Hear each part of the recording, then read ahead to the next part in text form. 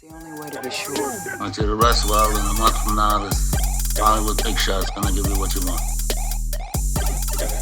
I'm gonna make him an offer he can't refuse.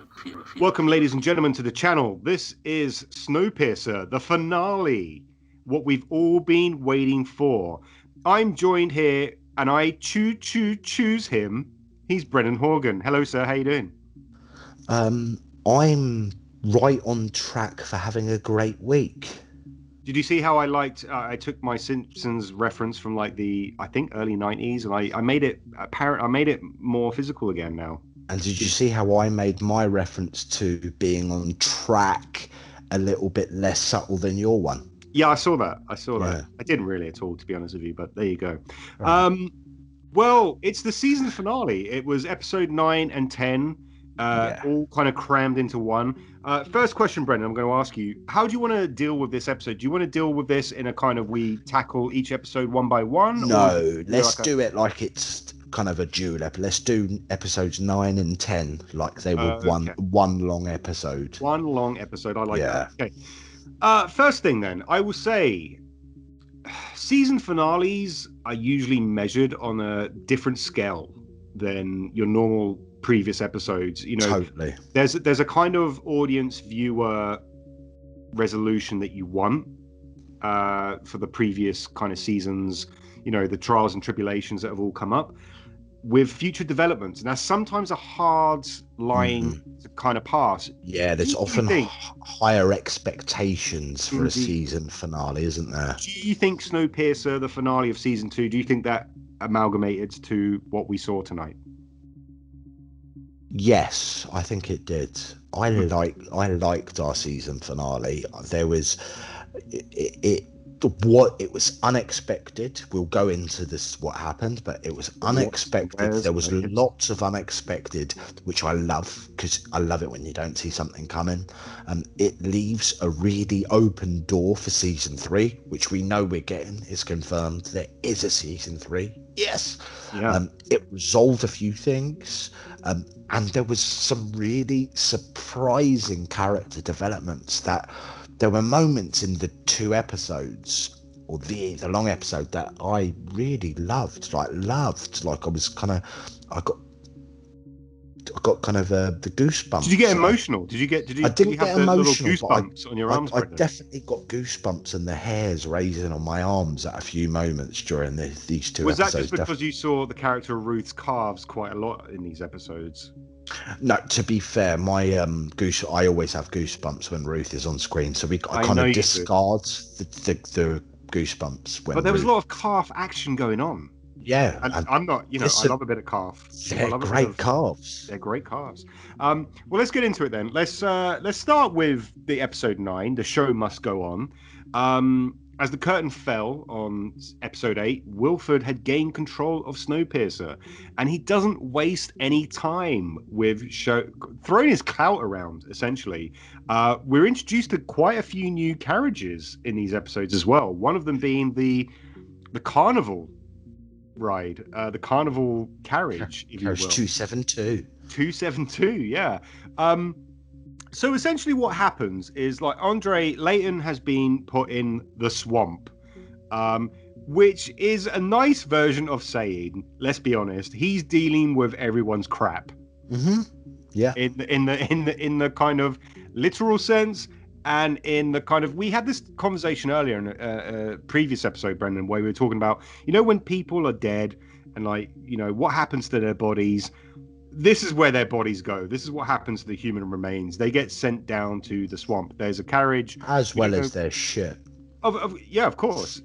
Everything that you've kind of excreted or you've put out there, this is where it goes. And that's where we find Layton. He's a broken man in this episode as well, which is quite fitting, I think, because previously we found out, like, when Wilford gained control of Snowpiercer, that's when he mentally, physically broke, I think. So we find him in this kind of squalor. We find him in this kind of carriage of shit and just basically all these, like, little items that have no relevance to anything. But he's still collecting them, and you still think there might be some fight left. Yeah, Wilford is. There's a lot of conversations that he has about order and how he's trying to maintain order. I've But then you actually have, written, yeah, sorry to yeah, go interject for it. there. I've written down a line which stood out in the episode, and it was quite early on when, uh, yeah, we see Layton shoveling his shit, and Wilford comes to the door, and well, but sorry to interject. I interjected at a No, bad no, no, time go because for you it. Go hadn't for it. really. The Wilford's taken over the train in essence. He's kind of Yeah. he's going to run this census as well. But I just because you were talking about Wilford there, he has an interaction with Layton while Layton's shoveling his shit, and he says the line to Layton, That's a which I great wrote scene. down because I was like, this is actually it's a brilliant line to sum up Wilford, and it was the cold heart of political power is obedience. Yeah, I also wrote that down as a note. But Yeah, there's also something about what a this. line! That's a What a great line! line. It's a fantastic line, Yeah, and props to the script writers on that one. yeah, But also, as well, in that particular, we're talking about that scene as well. We get glimpses of Wilfred. Like I love the kind of lighting effect that they had going on here. Like there was this green sort of like almost emerald sort of look on Wilfred when he's like looking in through the peephole for yeah. for Layton. Um, and The colours of that reminded me of the kind of Matrix green. It had this kind of but yeah, darker almost, like it was very a lovely desaturated kind of effect. style. But Yeah, also, there's a moment where he's and it's another kind of prop to Sean Bean playing Wilford, but also the kind of different levels that he does. But there's he's overlording on Layton. He's won over Layton, and this glossy veneer he has. Um, is there's a moment where Layton turns round and says that he may have pushed his buttons and he may have like broken him down as a man, but he's also haunted by like insecurity and fear that he doesn't have the vote of he doesn't really have the people behind him. And there's one moment I can't remember what Layton says. He says something, but then like Wilfred like looks over very kind of like at the guy who's the guard at the door to kind of like go, you know what, you're right, but I can't. I can't show this weakness. Yeah, I You know, can't quite remember the line, but I think it was something along the lines of like, "You have nobody."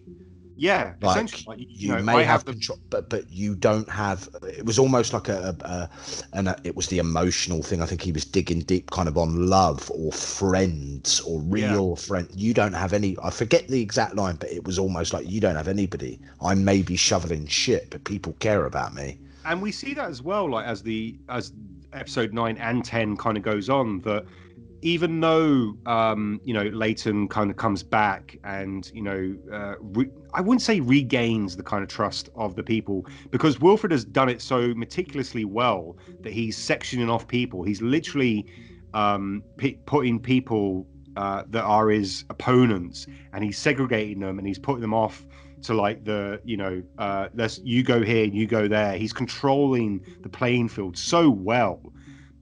In a kind of very, I always use the chess kind of like pieces and all that kind of stuff, but he does it so well that Yeah, Ruth, and I think Ruth sums up like because we had a kind of Ruth dialogue at the start of this episode, or a Ruth monologue, should I say, to open up she's the the episode. voiceover of episode 9. Yeah, so obviously it was the best monologue of the first two series put together because Well, that's obviously because it was you're in Ruth. love with her. It's just because you're in love with her. Okay, yeah, I might be.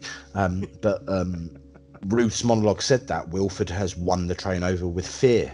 Yeah, yeah. So it's interesting as well because when you see the first series and it's like Layton's kind of attempts are essentially it's rebellion.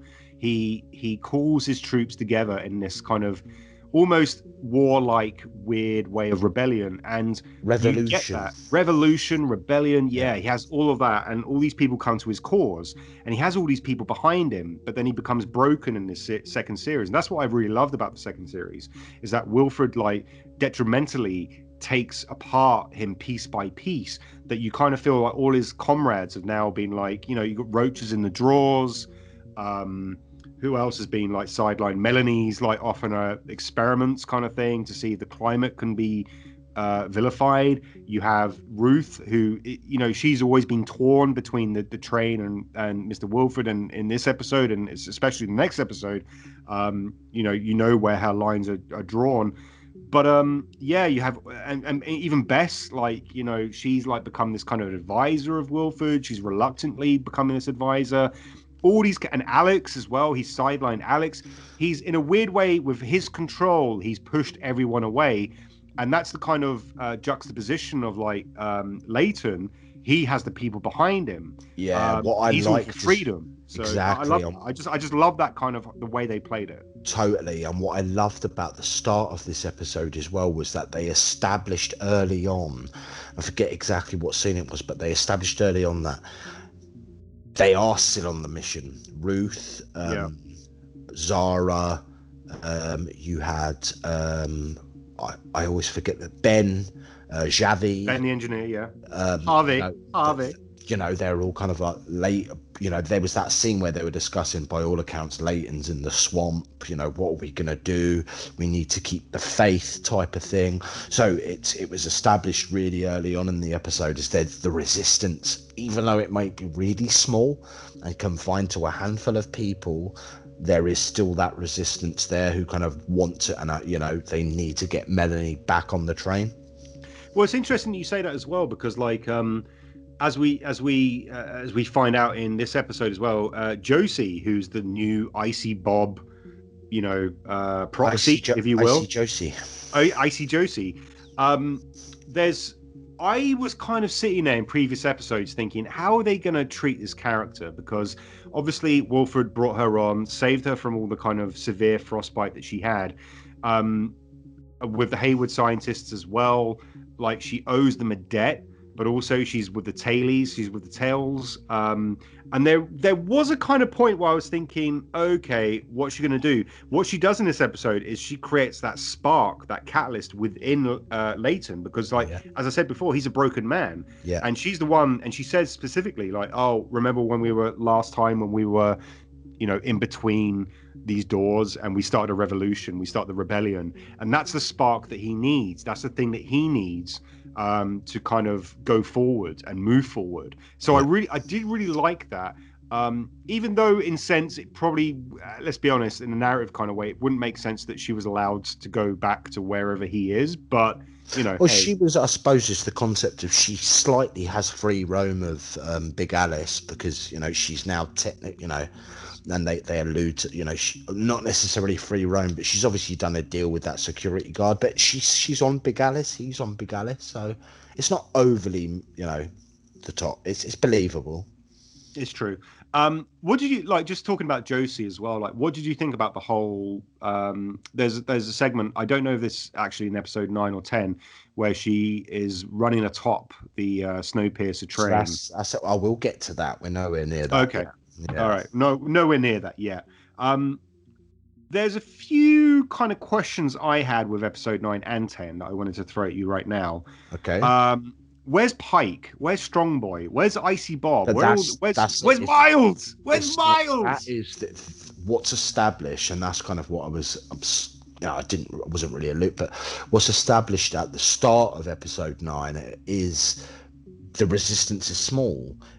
Wilford has re-established power. Where are they? They're in the tail, mate. That's where they are. They're back in the tail. You know, there's order. He has his troops running through. So even though the doors to the classes may be open and a little bit freer, there's clearly some order that has been put in place, and everyone is back where they're supposed to be, probably on a kind of visual scale. Hence why he's doing his census. He wants to know who's where, who should be where, because he doesn't know everybody on the train. And obviously, you know, we later find out that probably part of his plan. There's a cull coming. His regime, is to run a bit of a cull on the train and get rid of those who aren't necessarily needed. So, but what is established in this is it's about this small resistance. It's about Ruth, Layton, Ben, Bess. You know, this episode really focuses on the main contenders. Zara, you know, they are, and it's a small resistance. Well, it's interesting that you say that. Sorry, and what is brilliant about this is the contrast to season 1, and we'll get to obviously episode 10 and the big action and the farrar, but it's the contrast of season 1. It took the entire tale to get to the to get, whereas if you have the right people in the right places, you know, in season 2 and in episodes 9 and in our season finale this year, it was shown that with just a really small group of people with the right plan, you can almost pull off a plan. Well, I think that's both a kind of criticism and a strength for this type of thing, because as I said, like, I mean, I mentioned certain characters that I personally have become invested in, like, let's say Pike, for example. I don't think there was a kind of resolution to his turmoil that he went through this season. And so Roach as well. Like, I felt there was a bit of a cop out in terms of, like, you know, let's just put him in the drawers. You know, Pike is nowhere to be seen.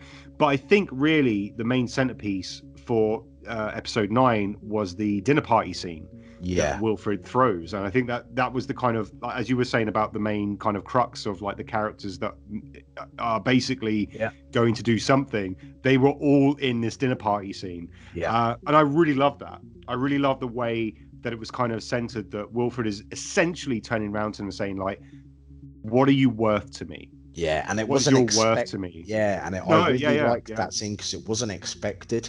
Because the whole episode, we're introduced to Carriage 272, which is the carnival scene. So obviously, you know, he's going to put on a car. By the way, Kevin's back. Yeah, he's back in the till. Kevin's back in the till. Totally. I mean, I thought that once again was a great kind of thing for Ruth. So far, I think so. You know, we haven't. This was Ruth's episode. It kind of was. Like, this really was Ruth's episode. Oh yeah, definitely. Like, we've never seen anyone try to go in competition with her power as, like, the head person of hospitality, and we saw that today. We saw that in episode 9. We saw her get vilified. We saw her do the walk of shame. We saw her, like, all this kind of stuff happen, and it was great to see, because, like, I think out of everyone. And I think maybe the writers saw this as well, but out of everyone, she's always been, like, on the sidelines to a certain extent. She's never really taken a side. And in this episode, it is, like, cut to the bone. Wilfred asks, I want you to be the head of hospitality, but you have to go on record and say that Melanie is dead. And that for me was like, wow, that was the emotional pull on the heartstrings for me, when she's just sitting there and you see the kind of the single tear come down the eye, and she's like, I can't do this. You know, like, her character has been, like, you've seen her character through season 1, and you've seen her develop and evolve over series 2, and it must be the hardest decision she's ever had to make. And I got that. I understood that. Yeah, that was brilliant. Yeah, and it was that the whole dinner scene was brilliant, and the way. Well, let's set it up. Brendan, you set it up. Set up the dinner scene. Yeah. So Willy Wonka. Right. Yeah. So Willy's World. Because as I said, that's what surprised me about that scene was during the episode we find out about car 272, the carnival. Wilfred's going to put on a carnival for the train, and certain random guests are going to be invited. So you get this feeling. We're using inverted commas when we say certain invited guests. Yeah, but you get this feeling that there's going to be a big party, loads. Yeah, I thought that as well. Yeah, definitely. But, and that's the ruse, and that's what I really liked. It was there is a carnival going on, but we don't see it. We just cut straight to the special guest area, the VIP section, the VIP area, which is a dinner which Wilfred has set up for Bess, for Oz and LJ, for Zara, and that's it. I think that's it. Yeah. Obviously, we've got Ruth there, who is head of hospitality, and Miss Audrey, of course. Oh, Miss Audrey, of course, yeah. We'll get to her in a bit. Miss Audrey. Is that you spitting on the floor, or is that you slapping your ass? I don't know what's going on here, Brendan. Spitting on the floor, Miss Audrey. I need to clean my mouth. Well, okay. I've got some theories, but we'll get to that. We'll get to that. So, and in essence, it's kind of a real head fuck of a scene, like you said. Wilfred has just invited the main protagonists, the main It's rebellion. like Night of the Long Knives. Oh, and Alice is there, of course. Alice is of course, Alice is there, and there's a hell of a Alex. conflict. Alex, sorry, Yeah. and they all they all kind of have a heart to heart and open up, don't they? Well, I think it's basically Wilfred essentially turns around and says, like, how are you important to me? How can I use you? And by that point, I was really invested in the thought of like, I'll be honest with you, Brendan, I was sitting there, fuck, how are they? There was part of me, there was 50% of me was like, if I was in that situation, and I think that's always the best thing of any kind of drama show, if you're putting yourself in the person's shoes and you're saying to yourself, fuck, what would I do here? How could I make the new boss essentially like me, but also at the same time go, hey, no, fuck you, I don't agree with what you're saying. And I thought there was a very tender and poignant moment with Oz and LJ. Like, LJ throughout this episode is just like literally doing her usual sociopathic thing, trying to usurp and like trying to get in good graces with Mr. Wilford. But then he turns to Oz and goes like, you're the head janitor. And by the way, this is where I think maybe the second time they've relayed Terrence's death. Yeah. Oz has suddenly become the head janitor. I don't know when that happened, but okay, let's, for narrative purposes, just say that happened. He's the head janitor, and it's kind of made out very, very short and sweetly that, Wilfred doesn't have really any charging for him. So he turns around and goes, is that your piano over there? And he starts playing the piano and he starts singing. Where the hell did that come from, huh? Where did it come from? Oz I loved it. I thought Oz just breaks into a romantic tune. Kind of Buble sort of style, It sounds, when you actually say it out loud and you think about it, it sounds like the biggest pile of cheese and nonsense you've ever. They fucking pulled that off, because I was completely blown away by that. Oz just gets up, starts playing piano and singing a really beautiful song, and it was like, wow, that it worked so well. That is a scene that on paper shouldn't work, but it did. But it did as well with the fact that he's a survivor. And all the people around, that's, I think, something that they compounded as well, is like all the people around that table are survivors. And they will do whatever it takes to live another day on Snowpiercer. And when you're confronted with the person who's essentially the rat catcher, and he's like going, tell me why I should keep you on board. And that's what he does. And I thought, I'll be honest with you, I did feel a little bit I didn't think it was a cop-out. I thought it was we don't see him for the rest. We don't see him in episode 10 or anything like that. But I thought it was a good way, he's going to come back in the third series, of course. Him and LJ, I think they're going to play a pivotal part in the third series. But we'll get to that in a bit, sort of thing. But then we go around the table. So Zara, for example, she's just basically the egg donut. Like she has a baby in her belly, but she's not really, he doesn't really care for her. He's more about the hope of the baby in her belly. So and also because of the fact that she could be a playing chip against Layton. Yeah, of course, sure.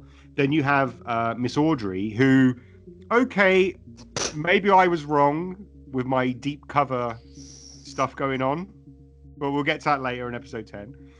Then you have Bess, who at that point, I think she's advisory to Wilfred, but not really, because he doesn't really take her advice. You're my advisor. I mean, what do you say to you? You don't say no, because that means you're dead. You just play the game. But Bess was obviously playing the game, so to speak. I loved Bess's interactions with him as well. They were really good. Oh, they were really good. They were. She was playing it really well. Like we mentioned before in previous episodes that she didn't really have much to do, I think. And the kind of title of trained detective was just kind of put on her. But you could say this kind of wrapped up a ribbon in the respect of like when Wilfred takes her to the murderers of the Breachmen and puts her in this impossible situation. Yeah, kind of say like, hey, here are the people that have committed the crimes. and he's got them all up against what do you call it? The ice gas masks. Sort of basically when he pulls the lever, the ice will enter them and they will die instantly. And she says, as an advisor, you can't do this. And Wilfred's like, I don't care what you think. I'm going to do what I like anyway. But that kind of, I think that kind of wrapped a nice bow around her detective story. In that respect. So in that, and I liked it as well because she has, and I forget what it was, but he says something to her anyway, and it was kind of like, well, you don't listen to my advice anyway, do you? Yeah. Yeah. And he's not, because he knows exactly what he wants to do. He's Wilfred. He does what he likes. But yeah, let's just focus on Ruth then for a second with that dinner scene where she's put in this impossible situation. She's basically told, hey, there's this one vacant seat throughout the whole scene, and it's for her. And she's like, oh, hospitality don't sit down. He's like, well, you're the vacant seat. She sits down, and he gives her this impossible task. Plays against Kevin, saying like, there's only one position for head of hospitality. Who's it going to be? We know Kevin's a bitch. We know Kevin's a little bitch. Ruth's going to be the one, but she can't. Her values are for Snowpiercer, and her values are for essentially getting this data that Melanie's gone out to get to find hotspots around the world to make a better life outside of the train. Yeah. Her loyalty is to the people. Her loyalty has, but one thing about Ruth is obviously she's always stuck to rules, but the concept always has been kind of order. It's always been, for everybody to survive. She has carried out really brutal tasks, but it's a consistent with her that she's kind of always maintained, she didn't kill Tailies for no reason. She wasn't ruthless in that sense. If you broke the rules, you die or you lose an arm. Well, as Melanie said in, I think, episode 3, like she said, my advice, don't lie to her. I regret that I did, and I'll probably never make it right. But for you, she's the rare straight arrow if you can keep her. And I think in this, this was the kind of the straw that broke camel's back. This was her she had to give up the thing that she loved the most for the right reason. So she gets thrown in the swamp, i.e. the shit can with Layton. And there was that kind of that Game of Thrones moment where she's doing the walk of shame, where she loses a shoe and she's kind of stepping one up. I kind of wanted to, how did you feel during that, Brendan? I felt like you were crying during that time. Nah, I think she handled herself really well. She maintained her composure. She lost the shoe, and she kept on walking with the one healed shoe. And then she just took off the other shoe. And never lost focus once. She didn't trip up. Look at those manicured nails. She was 100% composed the whole time. She acknowledged those idiots throwing stuff at her, and she'd look them in the eye, but she only gave them a glance because that's all they deserved. And she maintained her composure and her respect. And I thought it was just the most graceful walk to a shit pile you've ever seen in your life. So let's seep into like episode 10 then. So we start off with Ruth and Layton are in the swamp, and they devise a plan that will get them out. And they do, and they see Alex, who's been thrown in the Briggs. Hold on. Okay, what? You've kind of missed the part where you've missed a big chunk there. You tell me. Why did they leave the shithole? What do you mean? Why did they leave? Did they leave the shithole at the? They want to get out because they want to. Why at that specific? It's the second time? Rebellion going on. Why at that specific time? What do you mean?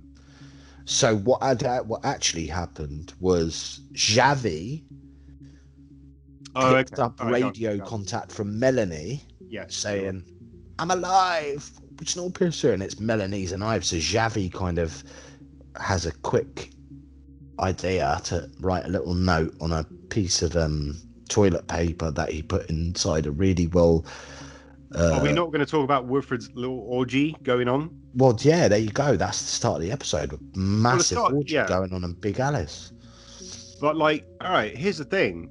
In the original film Snowpiercer, there were scenes where there were carriages where there were like orgies going on, like blatant, sexualization and stuff like that. And Wilfred's kind of bringing this back to the point.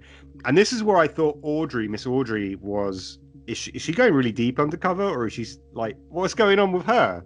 Hold on, dude. You just need to get over it, mate. She's turned. I can't. I She don't says think it in it. It's all about.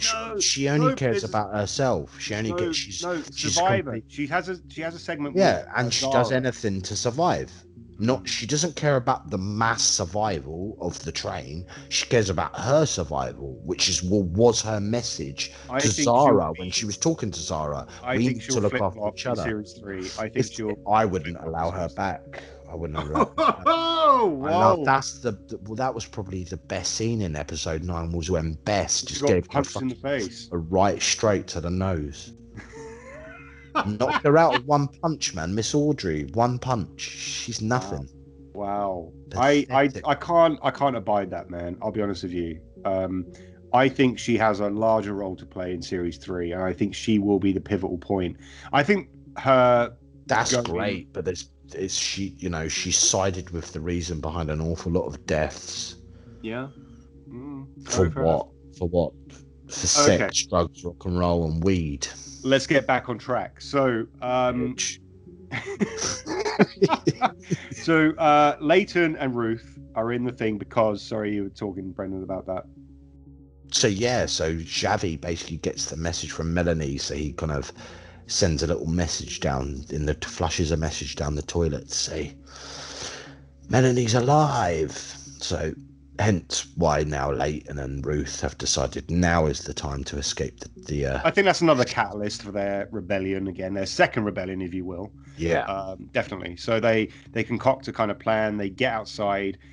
They see Alex, who's been in the brig because she was just being argumentative to Wilfred, sort of thing, and he doesn't really have time for anymore.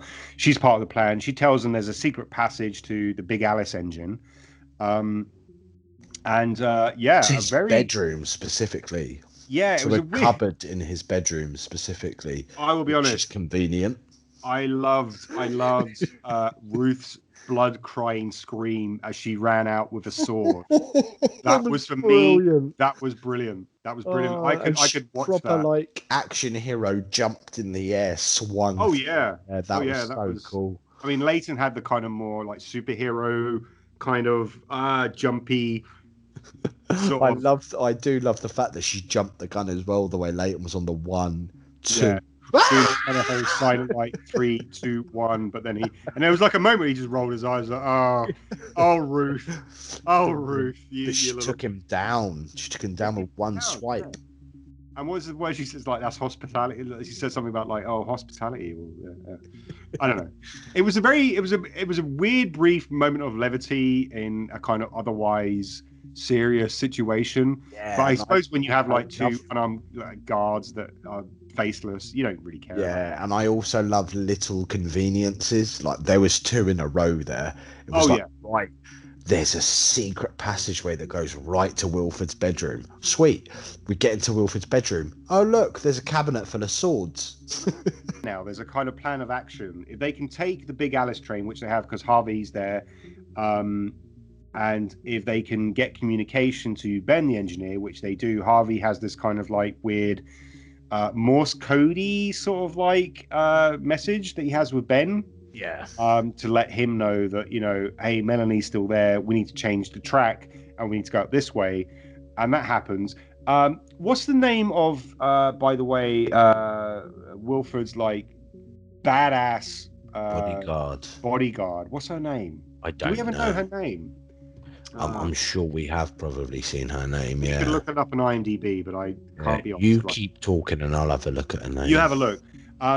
So the kind of there's a plan in action, and you kind of see the kind of this kind of half-hearted plan come to fruition, but there's hurdles along the way, and I love that kind of whole part of it. I don't know really if this was in the main episode. It should have been all centered on this, rebellion, the second rebellion, if you will, going apart. But you see how a plan. I love a film, or I love any kind of series where a plan is in action, and you see the plan come apart, unfold, unravel, Yeah. and how the people react to this kind of stuff. Because we had this completely in the last episode. Anything that kind of Layton threw at Wilfred threw back at him, and I love that. I love that kind of whole counter attack sort of style of play, and we saw this in this episode. So yeah, they basically do get Ben does essentially get the message, and he takes over Snowpiercer. So you think, okay, they've got both trains now. This is going to be sweet. But Ben doesn't really do it in a very good way. The badass protector of body. Yeah, I can't find the character's name, but yeah, that was really funny. Where it was like, that's a great fight scene as well. I don't want to hurt you, and then she just starts kicking the shit out of him. Yeah, and I'm going to literally shove up your ass, basically, and she does. Like, you know, that was awesome. Yeah. So then, you know, as the pieces fall together, you know, Wilfred kind of finds out that, you know, what they're doing, because the train goes to a certain side and he sees the train rumbling. Alex then is put in a position where she has to go to the communications box and confirm that, oh no, this is just an avalanche kind of thing. Her name is Sykes, by the way. Sykes, that's the one. Sykes, yeah. Sykes kicks the shit out of him, yeah. And she's just been handcuffed to the thing, so she's gonna. I hope she's in series 3 as well, because I'd like to see the dynamic where she kind of uses her particular set of skills, Liam Neeson style, on other people. Maybe I think she should be trained. Yeah, basically. She's an intriguing character that I'd really like to know more about, because she obviously has been completely indoctrinated to the Wilfred way, but he's obviously put her through some shit, because she's going by the scars on her face and how tough she is. So yeah, I want to see a lot more of Sykes in season 3, because that was wicked. I just love that. I don't want to hurt you. So yeah, the thing is, like, with this episode, things move really quickly as well. And we're on that moment, but the scene where obviously Ben has the engine, Xavi has Big Alice his engine. And the scene where they kind of have that moment where they're like, I've got it, right, we're on track, we've moved the track. We're going to slow down for Melanie now to jump on board. But there's almost this moment, but Ben does say, like, we've got this, we can do this, just hold on as long as you can. It's not going to work out that way. And he says the line, like, Xavi, you're a great engineer. And he was like, with the best 3, obviously referring to himself, Ben and Melanie, with 3.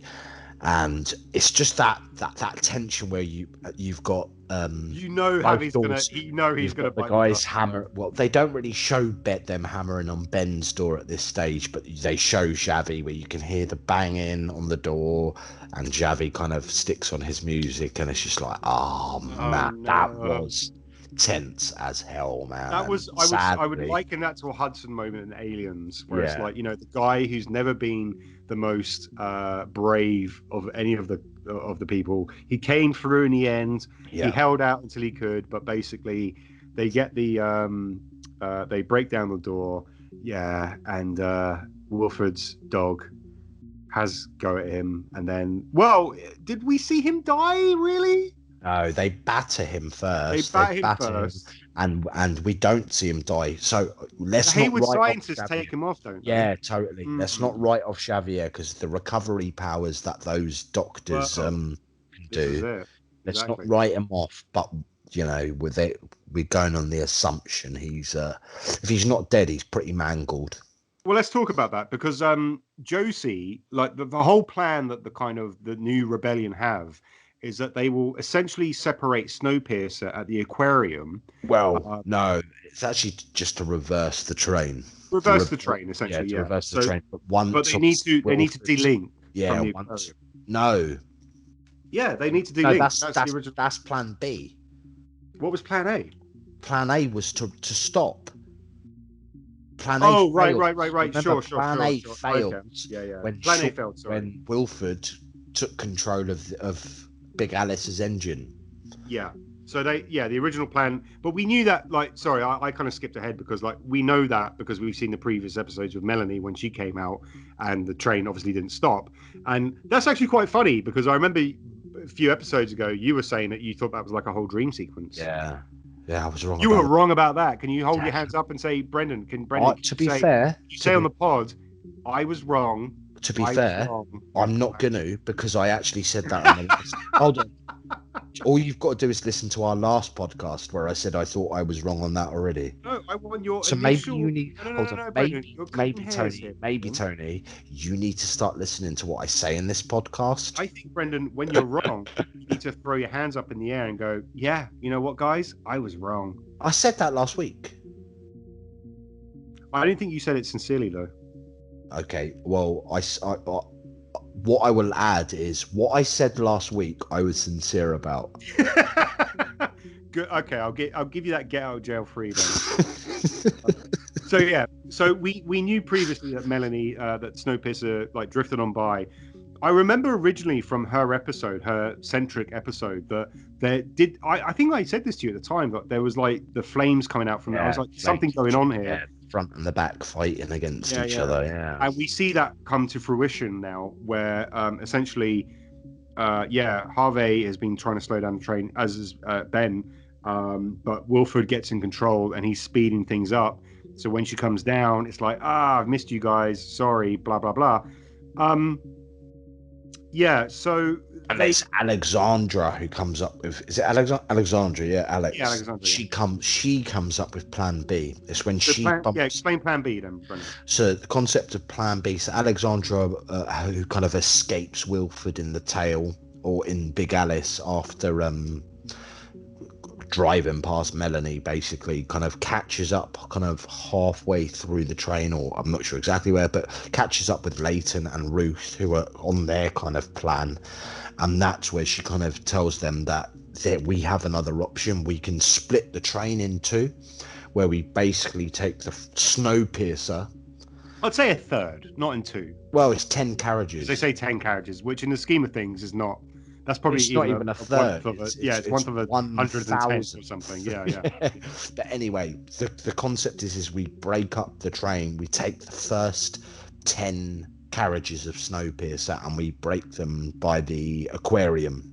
The pirate. I think they refer to it as the pirate kind of carriage. Yeah, and that's the plan. The plan is we can detach Snowpiercer from Big Alice, so that we have two separate trains, and us in Snowpiercer can go to get Melanie, and try and save the world. So, Brendan, do you want to know what a pirate's favourite shop is? It's a let's just see, Argos. Ah. That's a hashtag dad joke there for you guys. If you want to take that, you can. So essentially Josie goes up. She's under the kind of plan of like Wilfred that she's going to go and disable Snowpiercer's engine, i.e. take out Ben. That's the moment as well where we realise Josie is, what side Josie's going to be. She's still for the takes. Wilford is basically like, right, you're now the new Icy Bob. It's a bit of a revelation for Josie. Yeah. The doctors, the two doctors, what are they called? Hayward scientists. Yeah. What are they? The Headwoods. Hayward. Headwood. Hayward. Headwood. Oh, is it Headwood? I thought it was Hayward. No, it's Headwood. Oh, okay. All right. So the Headwoods are like, oh no, she can't go. He can't go. And we still haven't established, are they brothers and sisters? Are they partners? We haven't really got that, have we? I think they're partners because one's got an American accent and the other one's got like a. That would make more sense. He has a kind of Americanized accent. American accent. She's kind of got a more kind of it sounds Germanish. Oh, German? Okay, I thought. Yeah, so that's what I was. Oh, she does. Yeah, you're right. Yeah. That's what I was thinking. What are you thinking about?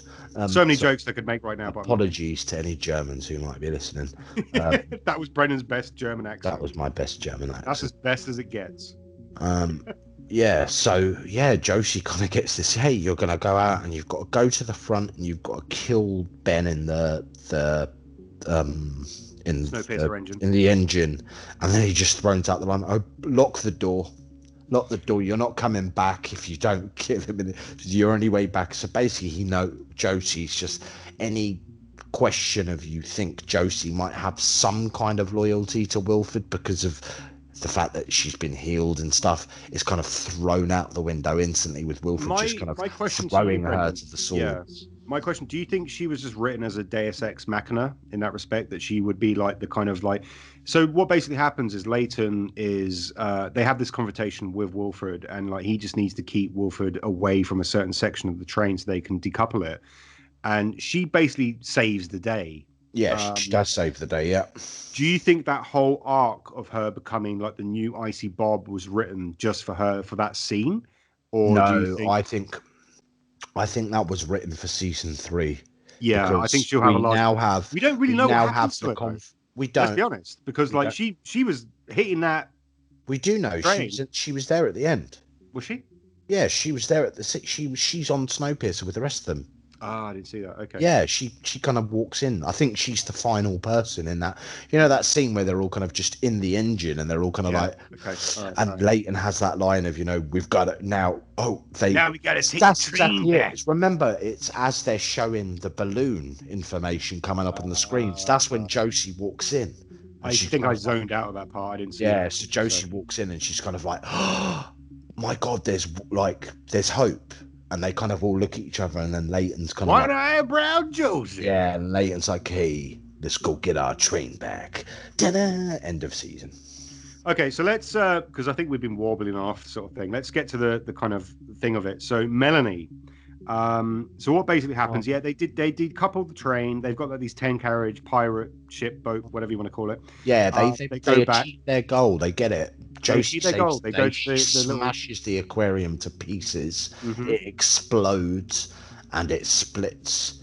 Snowpiercer is no longer one train. We now have Snowpiercer, which is 10 cars long, and we have Big Alice, which is 1,024 cars long. Well, I love that you did the maths. 23. I love 23. There was a point where I'm going to pick them up on it. 23. You were doing the maths. I love that. I just did the maths, yeah, because it was 1,034 carriages. Yeah. Snowpiercer is now 10 carriages. Big Alice would be 1,024, but the aquarium exploded, so we've got 1,023 on Big Alice. I love that you've done 10 cars on Snowpiercer. You've got that extra mile, and you found out. Listen, I'm going to say this now. If the first episode of season... Hey, let's not get to predictions just now. Let's talk about Melanie. You know, the intro where they have this is Snowpiercer. If they say this is Big Alice, 1,024 cars, I'm not going to watch it anymore because it means they've forgotten about the aquarium exploding. Okay, so yeah, they decouple the train. They go back to pick up Melanie. They go back to the research center that she was doing her climate control, whatever you will. It's Layton and Alex. They come to the base and they don't find anything. They find the hard drives that Melanie has kept warm through, the trickles of remaining energy that she had.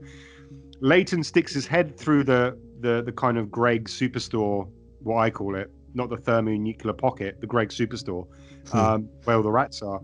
And, she's nowhere to be seen.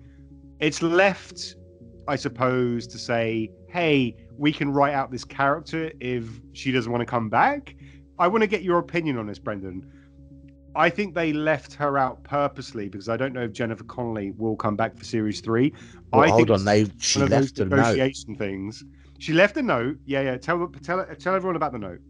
So basically they do find almost not a I suppose it's a suicide note, whatever you want to, an acceptance note. But they do find a note from Melanie, and it's a letter from Melanie to Alex, and it basically says, here's what I did. I came back. The train went past, and I knew something was wrong. I knew that I could see that Big Alice was fighting against Snowpiercer. So I know that Wilford sabotaged it. I take comfort in knowing that you are the future, you're the hope type of thing, and the last remaining power or electricity that I had, I switched on to keep the information to get all the data from the balloons back to you, and I've decided it's, there's no food. I've now walked in peace into the snow, so it's almost like and you have the moment of Alex kind of like, she's gone, Melanie's gone, so dead. She brown bread. She dead. Melanie's dead. But so here's the thing. Is she? No, because you don't see her body. She's not dead at all. I think that's something. Well, here's the thing. I haven't investigated. I haven't done any research into this. It sounds to me that at some point Jennifer Connelly turned around and said, like, "Hey, I want a bit of a break." And the script writers went, "Okay, how can we work this in?" They did that whole thing. If at some point she decides to come back, it will be a kind of season 3. Season 3 will literally be the search. Instead of like the search for Spock, it will be the search for Melanie. You won't see her until like the very. This is my prediction anyway. If we're going to predictions now, she won't be until like the later on. I think what will happen is the majority of season 3 will be the battle between Wilfred and Layton. There will be some control of Snowpiercer. Snowpiercer will at some point stop or be derailed, and it will be like, oh no, we're all going to die. Snowpiercer or Big Alice? Both. And it will be like the reveal will be like, yeah, because I personally feel that Melanie has gone down this thermal pocket that has led into this kind of tunnel of Narnia sort of thing. Oh wow. She'll find like some new tribe of people or whatever it may be. Wow. And she'll be the savior when Snowpiercer eventually do you reckon it's one of those ones where we don't see Melanie now, and depending on how the series goes, we could be like, we've just finished series 2, but we could end up finishing the whole thing at series 7, and in series 7 they kind of come to this colony, and all of a sudden out the background out walks Melanie, who's been I think that's series 3. I think they're already set up. You've already been set up with you've already been set up with there's climate, there's areas of the earth that we can live. That's already been set up for the viewer. So I think personally, I don't think series 3. And she was. That depends on the contracts, I guess. But yeah, I think she's dead. Well, there you go. But let's talk about that. So that's the end of the episode. Essentially, Layton, Alex, Ben, Bess, Boki, they're all on Snowpiercer's 10 carriages. Yeah, Boki's on. Boki's dead, mate. Oh yeah, we didn't see what really happened to him, did we? Did you watch episode 10? I thought, so for some reason, I thought he was there with his dead. Oh shit. Well, he might not be dead. Again, we didn't see him. Once again, we didn't see him die. But he's definitely not on The rule of thumb in any of these things is like, if you don't see them actually die, if you don't see them get killed, they're not. He's not on Snowpiercer. He may still be alive. He was on Big Alice. And sadly, Ruth. And Ruth as well. The Snowpiercer. There was the great moment where she just looked out the window and like you could see the kind of the kind of it's great what they've done, but then she realized shit, I'm on the wrong side. I'm on the wrong side. So see, I think there'll be a lot of dynamics in play in series 3, definitely. So here's all right. Let's go predictions. What do you predict for series 3? More trains. Being honest, that's the route I'm going down. I'm going down there. If Melanie's like, I had a theory that if Melanie was alive, she could have been picked up by another train. That could have kept her alive. Yeah, definitely. We've seen Big Alice. I don't know. Like, I'm someone who kind of has delved into the comics. Graphic novel, yeah. So I do know that there's an icebreaker train in the comics. So there could be an opportunity that maybe Melanie's alive and it was picked up by icebreaker. Maybe even those carriages that were left behind in season 1 That would be a nice twist where the characters that and the people who they thought were dead from season 1, like LJ's parents as an example, and Oh, that's true. Yeah. Ruth's Maybe they're love part of Icebreaker. interest. Ruth's love interest, and I forget his name, the one of the brakemen. Yeah. The Colonel. Was it I forget his four? name. Something like that. Yeah. I forget anyway. But No, yeah, I think that's a good shout should actually. come Because back. That maybe there is. I don't know. For those who are listening who haven't read any of the graphic novels, concept of the graphic novels is, and it also can buy into your theory a little bit, but it's a lot more in depth than the movie was. But there were other trains. Just kind of one of them being Icebreaker. There's also, I think, the third series of stories in the Snowpiercer tale were about those who left the train, and like you said, with the ice. So that kind of does buy into your concept of Melanie finding a heat patch and following a heat trail that has led her maybe to people who were alive. That kind of buys into your prediction there as well. But that would be, it's hard to exactly, because I'll be honest with you, it's hard to see how Snowpiercer reconnects with Big Alice. Because they're faster now. Because they can be fast. No, not physically. Oh, okay. But how they actually let's be blunt, attach onto. I think there's 9. Is it 8 people on Snowpiercer? Yeah, something like that. Yeah. How the fuck are they getting on Big Alice alive?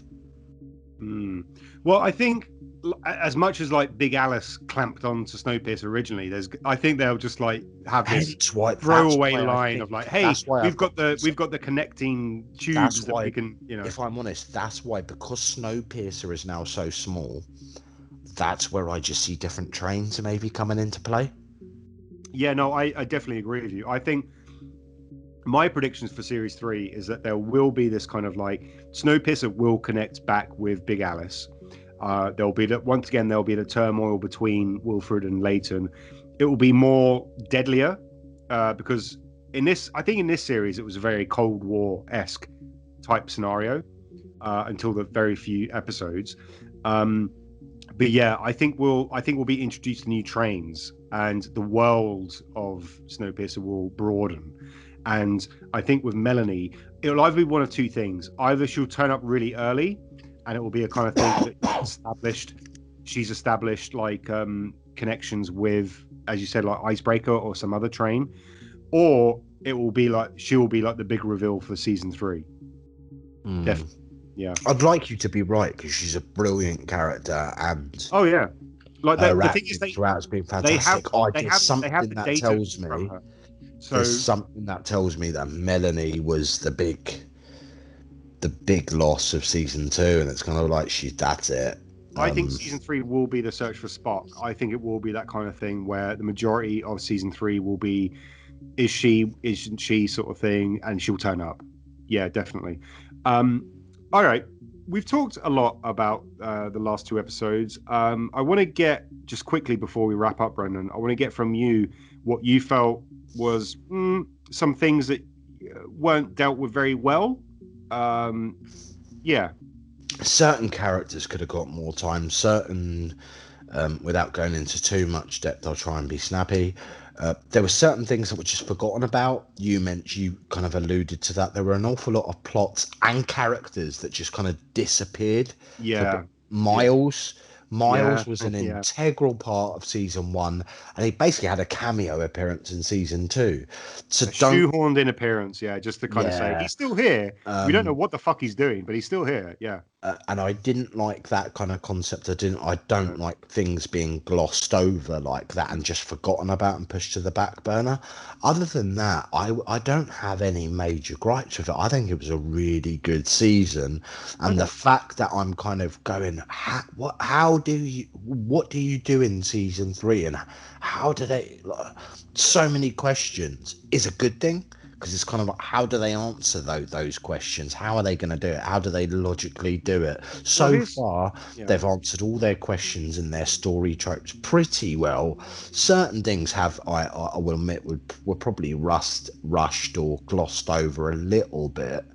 But overall, I think they've pulled off 2 really good seasons so far. No, I agree with you completely. I also kind of think though as well in series 3 they can't go back with the rebellion thing. They've used it twice now. You've had a kind of large scale rebellion with Layton originally when he was part of the Tailies taking over, and now they've had it in this kind of small scale rebellion where he kind of has his Cold War with Wolford. For that it has to be all out action. I personally think. Yeah, it's difficult to replicate You can't. it again Yeah, in you've an got to go. original way. Like, And listen, hence we all why I know kind of think it might be.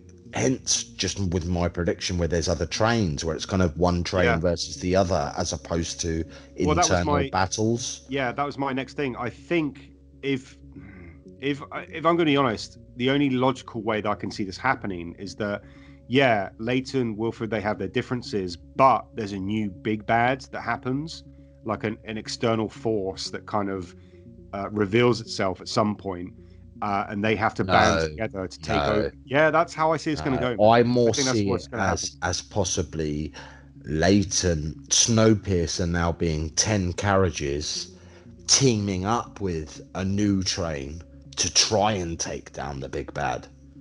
Okay. Which is yeah, we've spoken enough about this, I think, Brendan.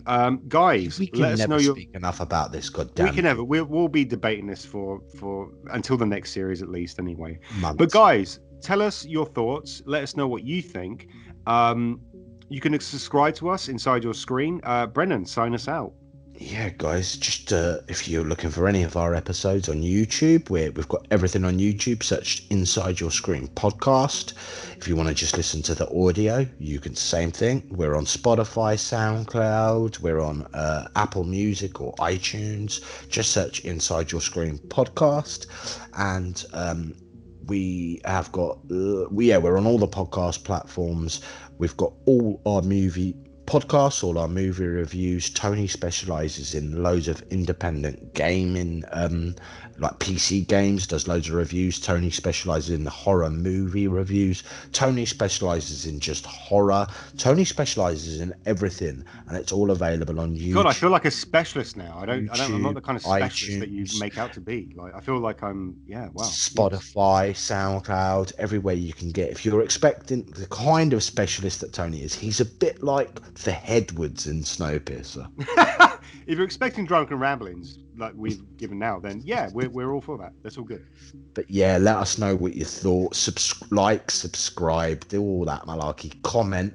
If you want to get in contact with us, we're on Twitter as well. We're at Inside Your Screen, and the your is a UR, so at Inside UR Screen. Let us know what you thought about Snowpiercer finale. Let us know what you think about what's coming in season 3. We want predictions, we want interaction. We always interact back, and we love it. So yeah, get in contact, let us know what you thought, and bring on season 3. Yeah, I'll always choo-choo-choose you to review the next series.